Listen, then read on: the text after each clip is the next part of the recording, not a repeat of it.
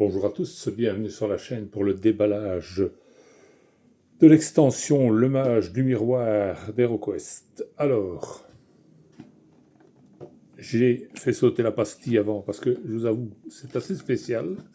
C'est la première boîte que j'ai comme ça. Donc, voilà.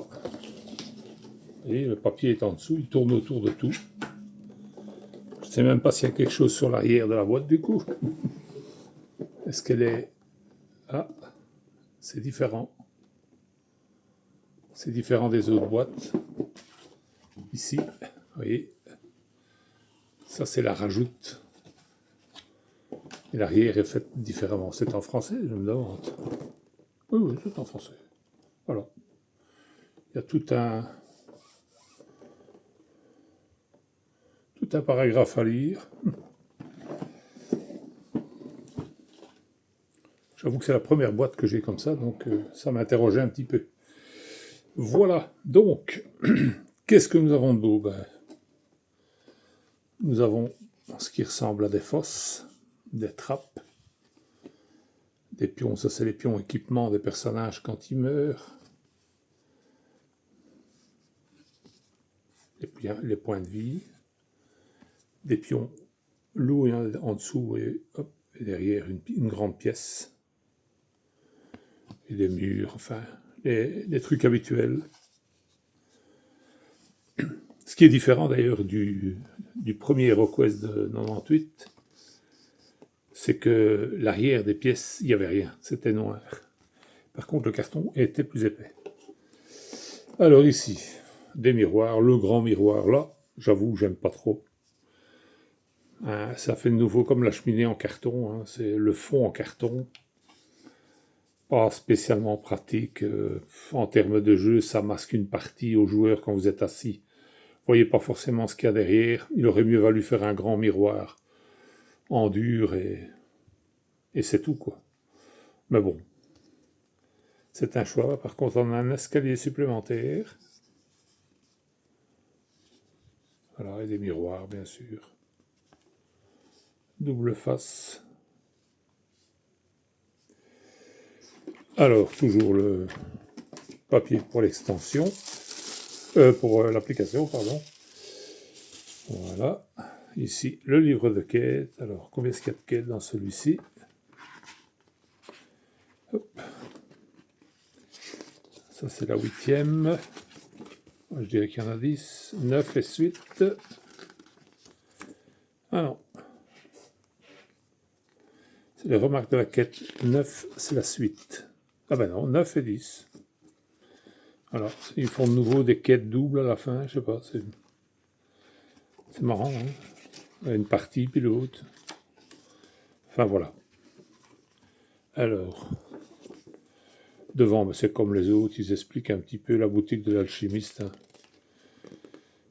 Le contenu de la boîte, bien entendu. Voilà, je vous montre comme il faut, parce que je ne sais pas si j'étais bien mis. Les différentes planches et tout. Description des éléments de jeu. Bon, il y a 4 hertz. Ça change des portes. Et là, apparemment, ça pourrait aller avec la salle qui est là. Donc, vous voyez, le mur se met en fait sur cette salle-là. Bon. Admettons. C'est le sanctuaire. Les différents jetons. Voilà, ça représente le héros changé en loup. C'est une drôle d'affaire.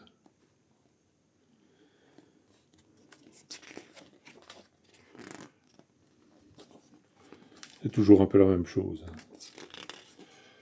Les extensions se ressemblent assez fort, à tout du moins dans leur présentation.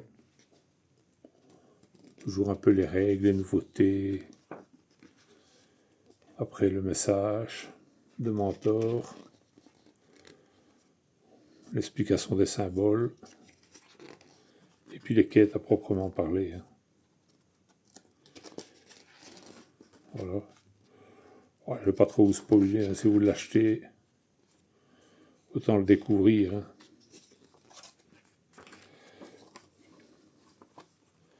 Après, nous avons deux espèces de bibliothèques qui sont identiques. Voilà. Elles ne sont pas les mêmes que la boîte de base, mais elles sont identiques toutes les deux. Ça permet d'intervertir et de changer le matos, hein. Alors, hop, pousser de la voir, voilà. Un petit peu laisser aller. Un râtelier d'armes. Je ne sais pas si c'est le même, mais je ne pense pas. Il ne semble pas que c'est tout à fait le même que l'autre. Je ne pense pas. Hop, une cheminée. Alors elle, pour le coup, je suis sûr que c'est pas le même, puisque l'autre c'est un espèce de tableau carré. Ici c'est rond déjà. Par contre, les personnages ont l'air un peu les mêmes. Le feu a l'air un peu différent. Il est plus en avant. L'autre, il me semble qu'il est plus plaqué contre le mur. Donc elle serait légèrement différente de toute façon de l'autre. Alors ça, ce sont les pieds pour le miroir carton. Là aussi, faire des belles figurines comme ça, pourquoi pas avoir fait un beau miroir en plastique directement, plutôt qu'un truc en carton, mais soit. Ça, c'est toujours pareil. On se pose des fois la question sur le choix du design. Après, ça m'a tout l'air d'être des archers elfes, hein. Si ça ne l'est pas, c'est bien imité, comme dirait l'autre. Il y en a 4, ils sont les mêmes, je pense, à moins que... Ah non, il y a des gauchers et des droitiers. Ceux-là sont à l'inverse des autres. C'est la même figurine, inversée en fait. Voilà, mais enfin bon. Pour le coup, ils sont différents sans l'être.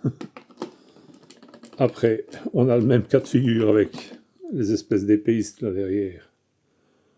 Voilà, c'est pareil. Ah, mais non.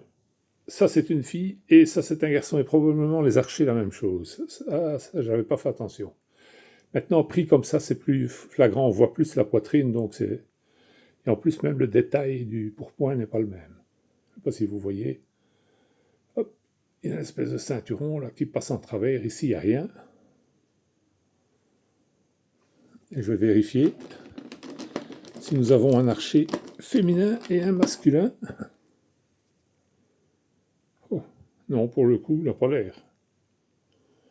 Ça n'a pas l'air du tout. Quoique ça a l'air d'être une fille, mais c'est difficile à dire.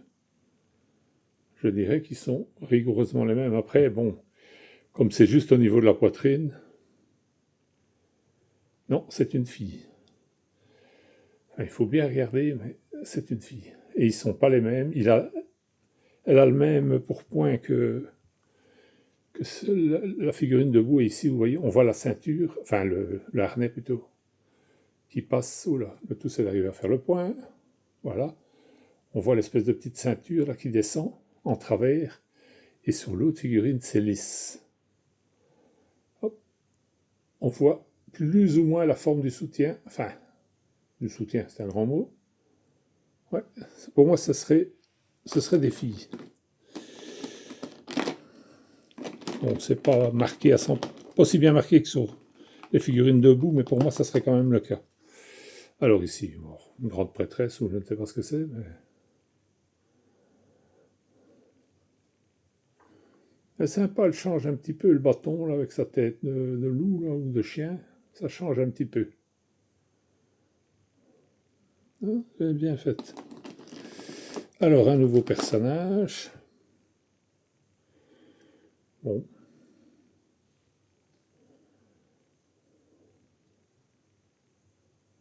C'est un elfe, ça c'est sûr. Parce que quand on regarde bien, on voit son oreille sur le côté, là. Je ne sais pas si vous arrivez à le voir. Mais pour moi, c'est un elfe. Alors, les cartes, on va regarder après. On va d'abord voir ce qu'il y a en dessous. Hop. Tout est en 2 étages. Donc, tout d'abord, les loups.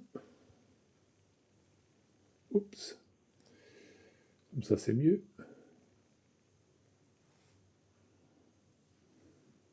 C'est des belles pièces, le problème, moi les gros socles comme ça où il faut manœuvrer sur plusieurs cases, c'est jamais très pratique je trouve, mais enfin bon. Hop, oh, toujours, ils sont sertis. Hein. Ah, ceux-là ils tiennent, hein. Ils sont très attachés à la boîte. On pourrait presque croire qu'ils ont été moulés avec.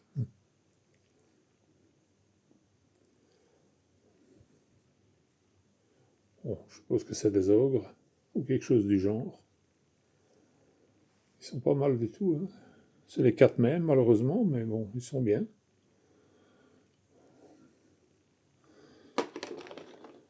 Après, nous avons un établi. Genre, l'établi de l'alchimiste, il est légèrement différent de l'autre. Les pieds n'ont pas l'air pareils. La garniture au-dessus n'est pas la même non plus. Vous avez une bourse avec tout ce qui semble des pièces d'or, une assiette, une carte. C'est légèrement différent. La balance est la même. En tout cas, le même type. Après, vous avez 3 coffres supplémentaires. Mais ils sont différents. Ils ont l'air différents.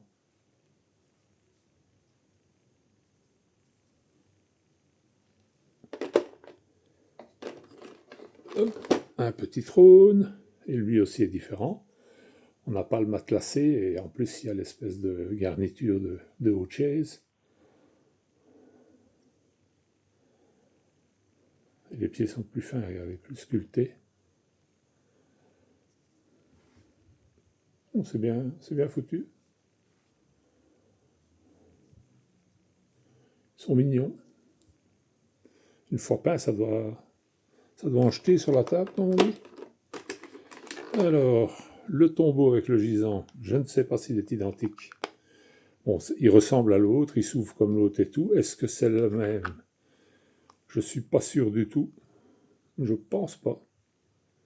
Je dirais déjà que le côté, c'est pas le même pour moi, et peut-être même le dessus. Le gisant n'est pas pareil, donc ça permet un peu de diversité, ce qui est pas mal.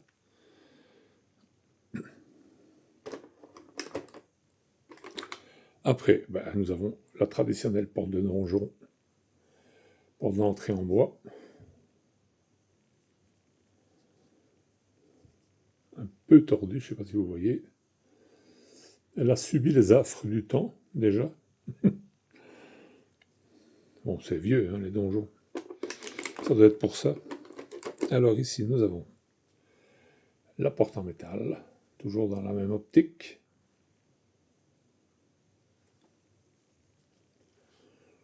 Bon, pour le coup, les faces sont chaque fois identiques.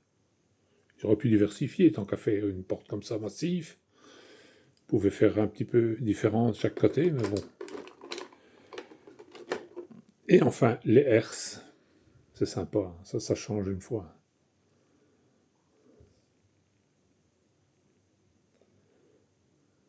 Ça change de la porte classique. Malheureusement, on vous fait 4 herses fermées, ils auraient pu faire des herses ouvertes.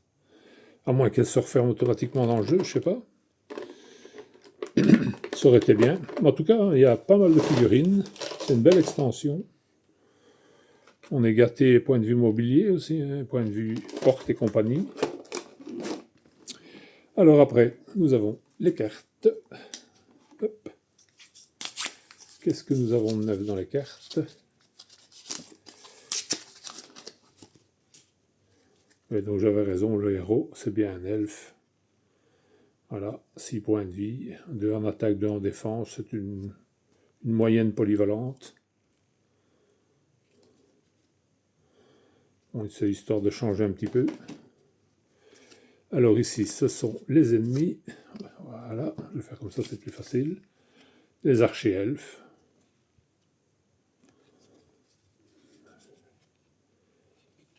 « 4 et 1 entre parenthèses.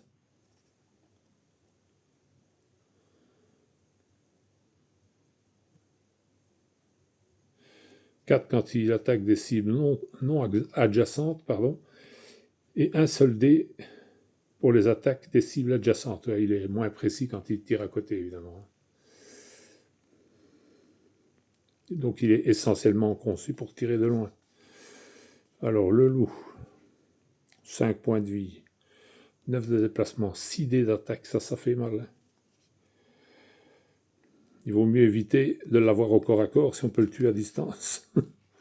Ou en tout cas lui infliger un maximum de dégâts avant qu'il s'approche de vous. Alors le guerrier elfe, donc celui du dessus. Ouais, il a une meilleure défense.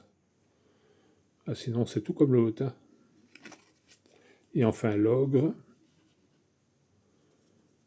6 dés d'attaque aussi, hein. C'est tout des monstres à attaquer. Hein. C'est le bazar, quand vous êtes coincé côte à côte avec ça, ça fait mal. Après nous avons, hop, les artefacts. Bâton ancien. Voilà. Baguette en os. Botte elfique. Arc elfique, bien sûr, de la vengeance. Bracelet elfique, on est dans l'elfique. Hein. Orbe céleste. Parchemin de sort. Bévola.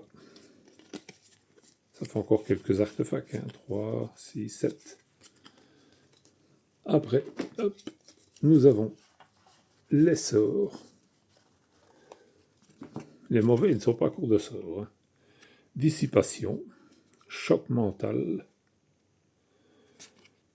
réflexion de la magie, réanimation,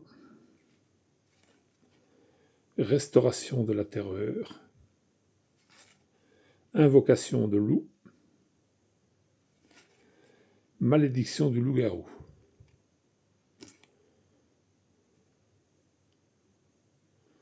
Ouais, là, vous lancez un dé. Si vous faites un 5 ou un 6, vous avez 3 loups sur le dos.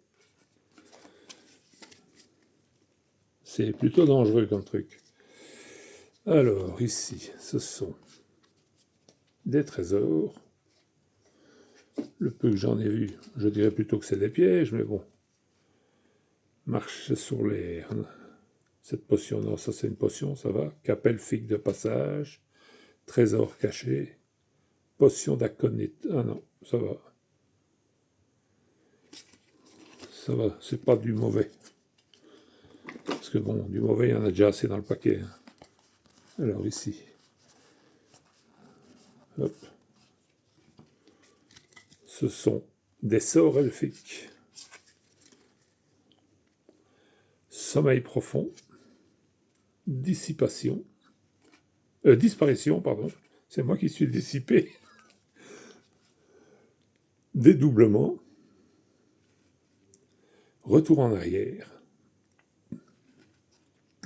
Flamme hypnotique. Ralentissement. Arrêt du temps. Et torsion du bois. Bon.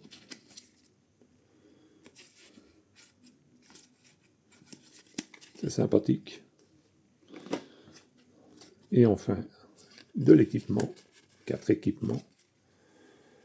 Potion de souvenir, potion de vitesse, potion de vision et potion restauration supérieure. Voilà. C'est pour rendre des points de vie et d'esprit. Évidemment, avec les mages et tout ça, il vaut mieux avoir une restauration des points d'esprit, parce que vous pouvez mourir avec vos points d'esprit comme les points de vie. Hein. Et ben voilà, encore une belle petite extension. Pardon. Il y a de quoi faire, comme on dit. Ça se dépunche toujours aussi bien. Bon, c'est pas plus solide qu'avant, mais enfin, vous voyez, c'est quand même cheap hein, comme carton. La tranche est assez fine. Hein. C'est pas... Enfin bon. Si vous le laissez bien à plat, il n'y a aucune raison que ça gondole.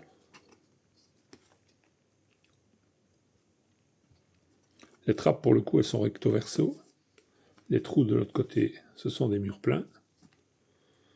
Une espèce de fosse, je sais pas, peut-être une double oubliette. Comme ça, c'est petit, peut-être ça, c'est plus grand. Il faut peut-être lancer 2 fois le dé pour passer au-dessus, je sais pas.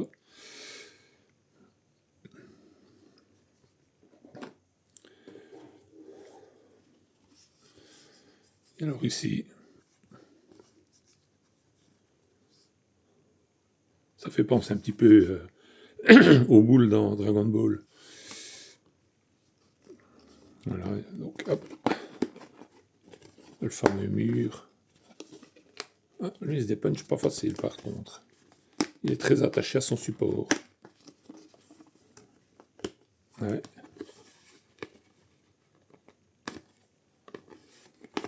Très même.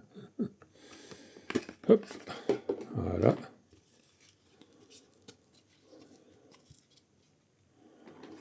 Donc c'est censé venir comme ça. Bon. Ok. Hop.